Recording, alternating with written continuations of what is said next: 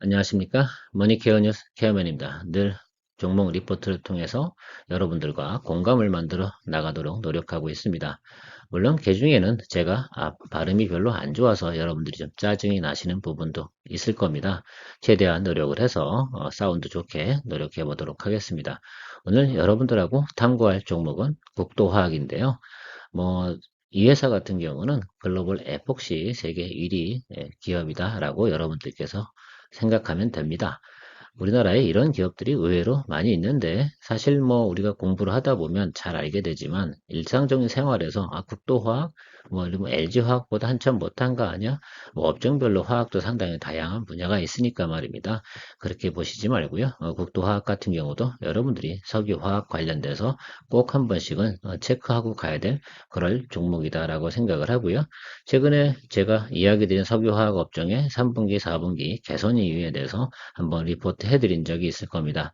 자, 그래서 그 이후로 지금 종목들에 대해서 이야기 드리고 있는데, 사실 저 같은 경우도 항상 한 분기 정도 앞서서 먼저 앞으로 업황이 괜찮아질 거예요 라고 먼저 리포트 해드리는 것들이 그리 쉬운 점은 아니긴 하지만, 그래도 여러분들과 그런 것들을 통해서 같이 공감을 만들어 나가려고 노력을 하고 있으니, 여러분들께서도 많이 좀 같이 공감을 해 보시면 좋을 것 같습니다. 국토화학 같은 경우 지금 상승 안 할 이유 없다라는 게 제 결론이다라고 말씀을 드리고요. 오늘 리포트 진행하도록 하겠습니다. 오늘도 내용이 좋으면 좋아요, 구독 많이 부탁드리도록 하고요. 국토화학에서 만들고 있는 에폭시는 어디에 쓰이는 거냐라고 하면 여러분들이 가장 많이 아는 것들이 보통 주차장 바닥에 사용되는 것들 색깔 많이 보시죠? 거의 반딱반딱하고요. 어떤 옥상에 바를 때는 초록색도 많이 있는데 개인적으로 뭐 초록색은 그닥 좋아하지 않습니다만 이 저 그레이 색깔은 아주 괜찮은 것 같습니다. 또 모든 부식이 되지 않는 곳에, 그러니까 부식이 될 만한 곳에 우리가 초기 코팅을 해야 되지 않겠습니까? 그럴 때 사용되는 에폭시부터.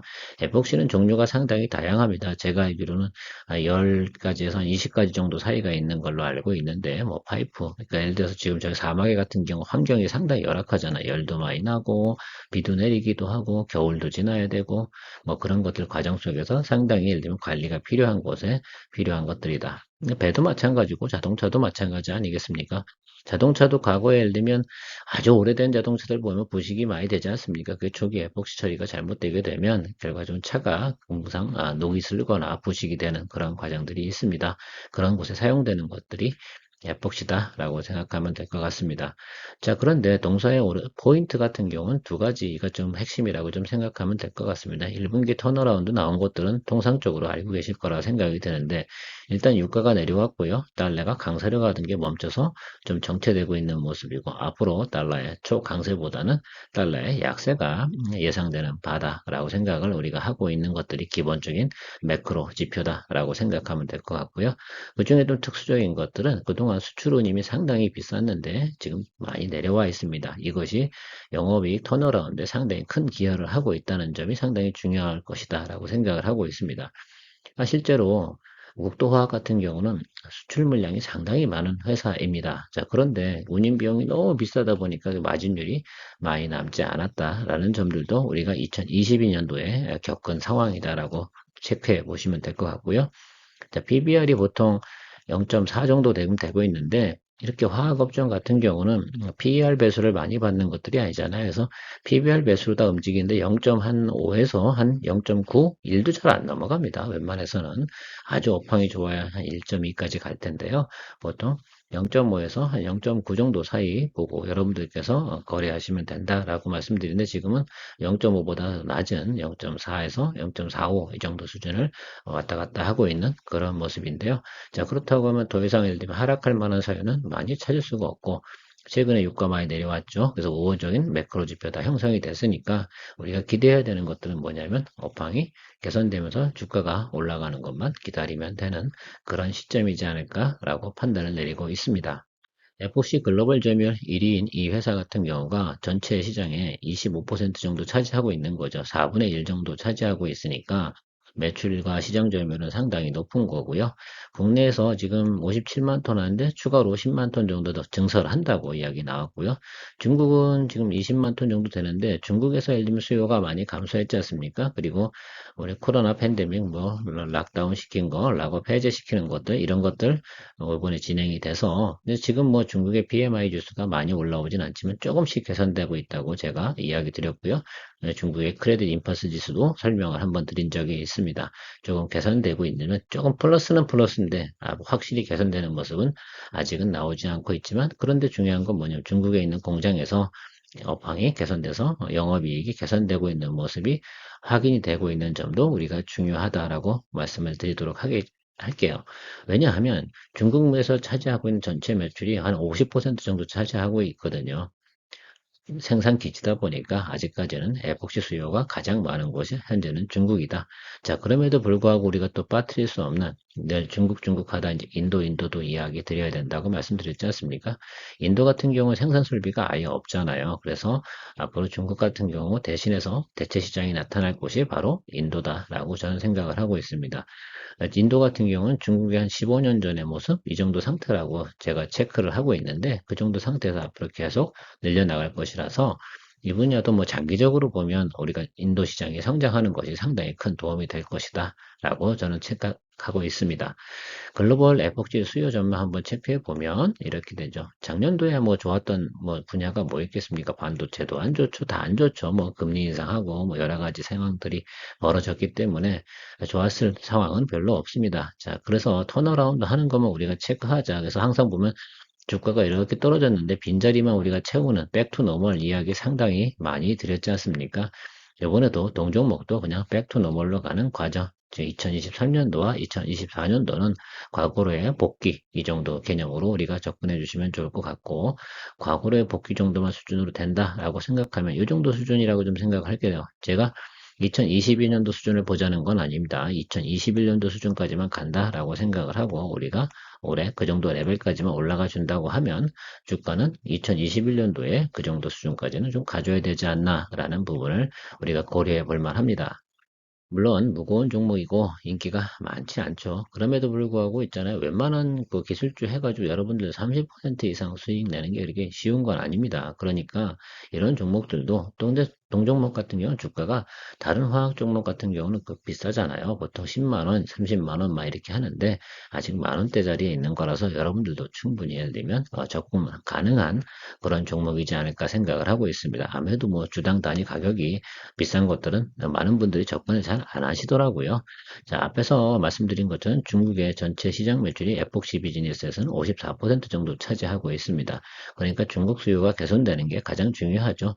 중국 수요 같은 경우는 다른 데보다 예를 들면 늦게 코로나를 봉쇄를 풀었기 때문에 3개월 정도 늦게 보게 되면 그래서 3분기라고 이야기 드리는 거 아니겠습니까?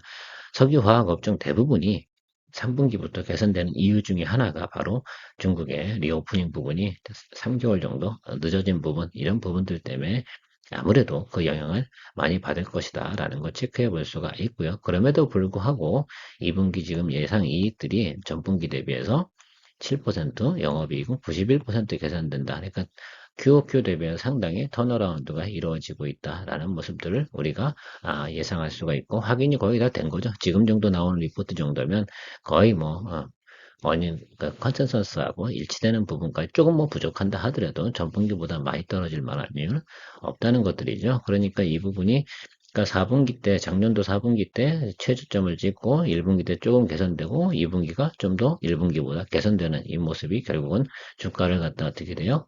턴어라운드 하는 그런 과정이다라고 생각해 주시면 될 것 같고요.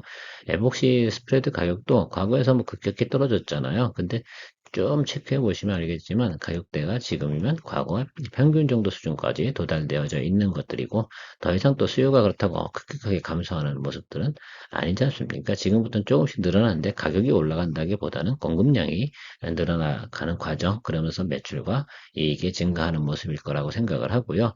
또 하나 중요한 원재료 가격이 어떻습니까? 상당히 낮게 형성이 되어 있습니다. 그래서 마진율 관리가 상당히 괜찮겠죠? 과거에는 어때요? 원가가 재료가 상당히 비싸니까 그만큼 마진 맞추기가 어려웠지만 지금 정도 수준에서는 충분히 그 부분들도 해결이 되고 있는 모습으로 확인이 되고 있습니다. 자, 그래서 우리가 조금 생각해 보면 스프레드가 점점 개선이 되고 있으니까 주가도 점차적인 개선을 갖다 기대해 볼 수가 있는 것이고요. 가장 제가 좀 포인트로 좀 잡고 있는 것들은 실적 턴어라운드 나온 건 확인이 됐지만 중국법인 여기서 유의미한 실적 개선이 이루어지고 있는 모습도 확인이 됐다는 것이 상당히 의미가 크다라고 여러분들한테 이야기 드리도록 하겠습니다. 하반기에 증설을 해서 더 많이 생산을 한다. 이런 건 캐파 증설을 하는 것들이야 당연히 중요한 모습이라고 좀 생각을 하고요. 인도에서도 앞으로 2025년도부터는 더 증설해서 진행을 할 거다. 이런 이야기를 하고 있습니다. 인도 시장은 우리가 앞으로 먹고 살 거리 중에 하나의 핵심 시장인 것 같습니다. 근데 우리가 데이터적으로 좀 확인해 보면, 이게 영업이익이나 이게 어떻게 개선되는 거야? 라고 하면, 해상운임이 과거에요. 2015년부터 19년 사이에 300억 정도 나갔습니다. 근데 이게 작년도 같은 경우는 965억 원 나갔어요. 작년도 운임이 워낙 높이 올라갔지 않습니까? 그러니까 1년에 660억 원 정도가 과거보다 어떻습니까? 비용이 훨씬 더 많이 증가돼서 지출이 됐다는 얘기죠. 그게 영업이익을 다 갉아먹었다. 이렇게 생각할 수가 있습니다. 어찌 보면 그러니까 수요나 공급량 이런 부분들은 크게 감소한 부분보다는 저 부분에서 영업이익을 많이 훼손시켰다라는 것들 우리가 체크해 볼 수가 있는데 일단 작년도 과거 수준으로 돌아가 버렸다라고 우리가 생각해 보면 적어도 600억 원 정도는 더 비용 부분에서 상당히 절감이 되는 부분도 있다는 것들이죠. 이거 상당히 중요한 모습이라고 저는 생각을 해요. 그래서 동종목 같은 경우는 턴어라운드가 명확해진 부분도 나와 있다라고 생각을 하고요. 확실한 건 비용을 1분기 거를 살펴보니까 바로 어떤 모습이냐면 전기 대비해서 38% 하락한 부분까지 확인이 됐습니다. 그러니까 이 부분이 지금 점차적으로 더 내려가고 있는 부분 아니겠습니까? 자, 그것이 아마 2분기 때 더 개선될 거고요. 어떻게 보면 컨센서스보다 높게 나오는 어닝 서프라이즈가 7월 달에 나올 가능성도 없지 않아 있습니다. 그 부분이 나온다 하더라도 그건 지금 당장의 주가의 모습하고는 큰 차이는 없을 것 같긴 합니다. 그래서 이런 모습들이었다라고 생각을 해요. 과거엔 이거 얼마나 힘들었겠어요. 그러니까 운임 올라가요? 원재료값 올라가요? 그러면 어떻게 돼요? 근데 남는 건 별로 없어. 이거 참 어려운 얘기라고 좀 생각이 들고 있습니다. 자, 그래서 우리가 좀 체크해 보면 2022년도는 정말로 최악의 한 해였다라고 생각을 하고 이제부터 개선되는 모습들을 우리가 준비해 볼 수가 있습니다. 실적과 전망 추이를 한번 살펴보도록 하겠습니다. 작년 4쿼터, 3쿼터, 3쿼터부터 운임이 상당히 높이 올라가서 보관료 이런 것들이 상당히 중요했죠. 업적이 아주 최저입니다. 그러니까 영업, 운임, 보관료 이런 것들이 상당히 큰 영향을 미쳤고요. 원재료 올라간 것도 상당히 큰 영향을 미쳤다고 볼 수가 있습니다. 자, 그러면서 1분기를 딱 보니까 올해 조금 개선이 됐고요. 2분기 쿼터 보니까 예상치가 전분기보다 2배 정도 영업이익이 개선되고요. 3분기부터는 확실히 달라지는 모습을 나타나고 있습니다. 즉 2022년도 1분기의 모습을 회복하는 모습을 나타내고 있다라는 것들이죠. 이 부분을 우리가 보고도 실적이 턴어라운드 확인이 되는 것들인데 이 정도 예상치면 충분히 제가 볼 땐 주가의 턴어라운드 나올 만하다라고 생각을 하고 있습니다. 또 연도별로 한번 확인해 보면 2021년도에 2040억, 2024년도 같은 경우는 1880억, 거의 수준의 한 80%, 90%까지 도달되지 않습니까? 2023년도에 우리가 포워드 가이던스 보면은 1060억 정도 됩니다. 그러니까 그 작년도 같은 경우는 어떻습니까? 그 개념적으로 하면은 운임, 보관료 이런 것들이 상당히 높아서 38% 정도가 감소했으니 그 정도만 더 가산해 준다고 해도 당연히 그 부분 체크해보면 영업이익으로 늘어나지 않겠어요? 그래서 그 부분 체크해보면, 그렇구나, 라고 생각을 하고요. 주가의 모습은 어디까지 봐야 되냐니까, 과거는 이제 수축되는 구간 아니겠습니까? 2022년도. 그러니까 그때는 밸류에이션 주기가 어렵죠. 주가에 예를 들면 하락 모멘텀이 훨씬 더 많으니까. 자, 지금은 상승 모멘텀으로 전환이 됐습니다. 자, 그렇다고 하면 2021년도에 매출의 50% 정도는 충분히 이상 차지하게 되니까 주가의 모습도 2021년도에 고점에 50%의 고점을 좀 봐줘야 되는 거다라고 저는 생각을 하고 있고요. 2024년도 정도에는 한 80% 정도, 90% 정도의 주가의 모습을 우리가 예상해 봐줘야 되는 거라고 저는 생각을 하고 있습니다. 여러분들께서도 저랑 같은 판단 내리실 수도 있고 아니면 단기적으로 보실 수도 있긴 하겠지만 저는 4분기까지 해서 동종목 같은 경우는 절반 정도의 모습을 60% 이렇게 봐서 한 6만 원 정도, 그러니까 5만 5천에서 6만 원 정도 사이를 보는 것이 의미가 있지 않을까 생각을 해요. 바로 2021년과 비교해서 매출과 영업이익 대비 구조를 좀 해보는 거죠. 비슷할 것 같다고 생각을 하고 있습니다. 2024년도에는 2021년도보다 매출도 늘어나지만 영업이익은 조금 부족할 수 있다라는 부분이 있지만, 그래도 제가 볼 때는 80% 90% 영업이익은 충분히 충족이 되고, 항상 제조업이라는 게 그렇잖아요. 매출도 좀 기본적으로 나와주는 것, 증가되는 것 상당히 중요하다라고 생각을 하고 있습니다. 근데 2024년도 저 부분은요, 올해 공장 증설하는 그 부분들도 아마 가미가 되어져 있을 것이다 라고는 생각을 하고 있습니다. 정확한 것들이야 그때 가봐야 알겠지만, 지금 추정치에 나오는 것들은 그렇게 계산이 되어졌을 것이다 라고 생각을 하고 있습니다. 전반적인 외국인과 기관의 매수대를 한번 살펴볼게요. 직전 1년치. 외국인 같은 경우 한 4만 7, 8천 원, 기관 같은 경우는 5만 원 정도 이 수준에 보유하고 있음을 알 수가 있습니다. 직전 6개월의 모습도 제가 살펴봤는데요. 보통 지금 현재 주가 정도 수준에서 비슷하게 보유하고 있더라라는 부분, 뭐 주가 전체 평균이 그렇게 되니까 꾸준히 어느 정도 매수를 했고 조금씩 매도했다는 것들이죠. 앞에서 보시는 것처럼 좀 체크해 봐야 될 내용들 한번 살펴보면, 우리가 여기 이 부분이죠. 매수량이 상당히 많이 늘었다. 이 점도 우리가 체크해 볼 수가 있는 부분입니다. 왜? 이 매수량이 늘었다는 부분들은 무슨 의미를 가지고 있어요? 업황이 개선되지 않고 나서 매수량은 늘리지는 않겠죠. 그래서 그 부분도 좀 체크해 보시면, 아, 이게 업황이 턴어라운드 하고 있구나 라는 부분들을 해석할 수 있는 거죠. 우리가 주식을 투자할 때 항상 보면 예측을 해야 되기 때문에 그 부분이 상당히 어려운 부분 아니겠습니까?